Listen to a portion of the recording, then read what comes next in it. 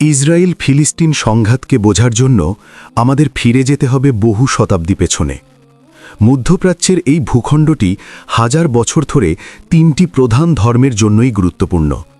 ইহুদিদের কাছে এটি তাদের ঐতিহাসিক আবাসভূমি, মুসলমানদের কাছে পবিত্র আল কুদস ও আশপাশের অঞ্চল, আর খ্রিস্টানদের কাছে যীশু খ্রিস্টের স্মৃতিবিজড়িত ভূমি।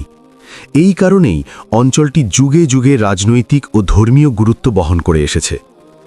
দীর্ঘ সময় ধরে ফিলিস্তিন অঞ্চলটি বিভিন্ন সাম্রাজ্যের অধীনে ছিল। রোমান ও বাইজেন্টাইন শাসনের পর ষোড়শ শতকে এটি উসমানীয় সাম্রাজ্যের অংশ হয়। প্রায় 400 বছর উসমানীয় শাসনের সময় মুসলমান, ইহুদি ও খ্রিস্টানরা তুলনামূলকভাবে একসঙ্গে বসবাস করেছে। যদিও পুরো সময়টিকে সম্পূর্ণ শান্ত বলা যাবে না, তবুও আধুনিক সংঘাতের মতো ব্যাপক ও দীর্ঘস্থায়ী সহিংসতা তখন দেখা যায়নি। 19 শতকের শেষ দিকে ইউরোপে ইহুদিদের বিরুদ্ধে বৈষম্য ও নির্যাতন বাড়তে থাকে। এই পরিস্থিতি থেকে জন্ম নেয় জায়নবাদ আন্দোলন, যার মূল লক্ষ্য ছিল ইহুদিদের জন্য একটি নিরাপদ ও স্বতন্ত্র রাষ্ট্র প্রতিষ্ঠা করা। এই আন্দোলনের নেতারা ঐতিহাসিক ও ধর্মীয় কারণে ফিলিস্তিন ভূখণ্ডকে সম্ভাব্য রাষ্ট্রের স্থান হিসেবে বিবেচনা করেন। প্রথম বিশ্বযুদ্ধের সময় উসমানীয় সাম্রাজ্য পরাজিত হলে ফিলিস্তিন ব্রিটিশ শাসনের অধীনে চলে যায়।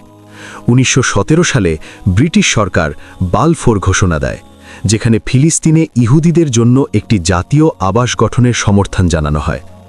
একই সঙ্গে বলা হয়েছিল সেখানে বসবাসরত অন্যান্য জনগোষ্ঠীর অধিকার ক্ষুণ্ণ করা হবে না। বাস্তবে এই ঘোষণাটি আরব ফিলিস্তিনিদের মধ্যে গভীর উদ্বেগ ও ক্ষোভের জন্ম দেয়। ব্রিটিশ শাসনামলে ইউরোপ থেকে ফিলিস্তিনে ইহুদি অভিবাসন দ্রুত বাড়তে থাকে। জমি কেনা হয়, নতুন বসতি স্থাপন করা হয়। অন্যদিকে ফিলিস্তিনিরা অনুভব করতে থাকে যে তাদের ভূমি ও রাজনৈতিক ভবিষ্যৎ অনিশ্চিত হয়ে পড়ছে। এই সময় থেকেই দুই সম্প্রদায়ের মধ্যে উত্তেজনা ও সংঘর্ষ ক্রমে বৃদ্ধি পায়। দ্বিতীয় বিশ্বযুদ্ধ ও হোলোকাস্টের পর আন্তর্জাতিক অঙ্গনে ইহুদি রাষ্ট্র প্রতিষ্ঠার দাবি আরও জোরালো হয়ে ওঠে। 1947 সালে জাতিসংঘ ফিলিস্তিনকে বিভক্ত করে দুটি রাষ্ট্র গঠনের পরিকল্পনা প্রস্তাব করে, একটি ইহুদি রাষ্ট্র এবং একটি আরব রাষ্ট্র। ইহুদি নেতৃত্ব এই প্রস্তাব গ্রহণ করলেও আরব পক্ষ তা প্রত্যাখ্যান করে। তাদের যুক্তি ছিল এই বিভাজন জনসংখ্যা ও ভূমির বাস্তবতার সঙ্গে সংগতিপূর্ণ নয়। 1948 সালে ইসরায়েল রাষ্ট্র স্বাধীনতা ঘোষণা করে। এর পরপরই প্রতিবেশী আরব রাষ্ট্রগুলোর সঙ্গে যুদ্ধ শুরু হয়। এই যুদ্ধে ইসরায়েল টিকে যায় এবং তার নিয়ন্ত্রিত ভূখণ্ড বাড়ে। একই সময় লক্ষ লক্ষ ফিলিস্তিনি নিজেদের ঘরবাড়ি ছেড়ে পালাতে বাধ্য হয়। ফিলিস্তিনিরা এই ঘটনাকে নাকবা অর্থাৎ বিপর্যয় হিসেবে স্মরণ করে। পরবর্তী কয়েক দশকে সংঘাত থেমে যায়নি। 1967 সালের 6 দিনের যুদ্ধে ইসরায়েল পশ্চিম তীর, গাজা উপত্যকা এবং পূর্ব জেরুজালেম দখল করে নেয়। এই দখল আজও আন্তর্জাতিক রাজনীতির অন্যতম বিতর্কিত বিষয়।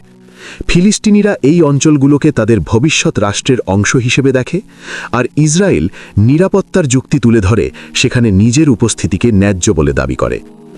দখলকৃত এলাকায় ইসরায়েলি বসতি স্থাপন শুরু হলে পরিস্থিতি আরও জটিল হয়। ফিলিস্তিনিদের মধ্যে ক্ষোভ ও প্রতিরোধ বাড়ে, যার প্রকাশ ঘটে ইন্তিফাদা বা গণ অভ্যুত্থানের মাধ্যমে।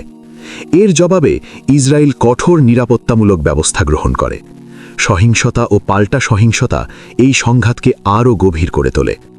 1990-এর দশকে শান্তি প্রতিষ্ঠার জন্য বিভিন্ন উদ্যোগ নেওয়া হয়। অসলো চুক্তির মাধ্যমে দুই পক্ষ আলোচনার টেবিলে বসে এবং দুই রাষ্ট্রভিত্তিক সমাধানের ধারণা সামনে আসে। কিন্তু পারস্পরিক অবিশ্বাস, রাজনৈতিক পরিবর্তন এবং চলমান সহিংসতার কারণে এই উদ্যোগগুলো কাঙ্ক্ষিত ফল দিতে পারেনি। গাজা উপত্যকা বর্তমানে এই সংঘাতের সবচেয়ে মানবিক সংকটপূর্ণ এলাকা। এখানে বসবাসরত সাধারণ মানুষ দীর্ঘদিন ধরে অবরোধ, সংঘর্ষ এবং অনিশ্চয়তার মধ্যে জীবনযাপন করছে। ইসরায়েল ও হামাসের মধ্যে সংঘর্ষের ফলে সবচেয়ে বেশি ক্ষতিগ্রস্ত হয় বেসামরিক জনগণ, বিশেষ করে নারী ও শিশুরা। ইসরায়েল ফিলিস্তিন সংঘাতকে একক কোনো দৃষ্টিভঙ্গি দিয়ে বোঝা সম্ভব নয়। এটি ইতিহাস, নিরাপত্তা, ভূমি, পরিচয় এবং পারস্পরিক ভয় ও অবিশ্বাসের জটিল সমন্বয়। এখানে কোনো পক্ষের কষ্টকে অস্বীকার করা যায় না। এই দীর্ঘ সংঘাতে সবচেয়ে বড় ক্ষতি হয়েছে সাধারণ মানুষের। ইতিহাসের দর্পণ আমাদের মনে করিয়ে দেয়, এই সংঘাতের পেছনে আছে বহুস্তর বিশিষ্ট ইতিহাস, যেখানে সত্য একক নয়। ইতিহাস বোঝা মানেই সমাধান নয়, কিন্তু বোঝাপড়াই হতে পারে ভবিষ্যৎ।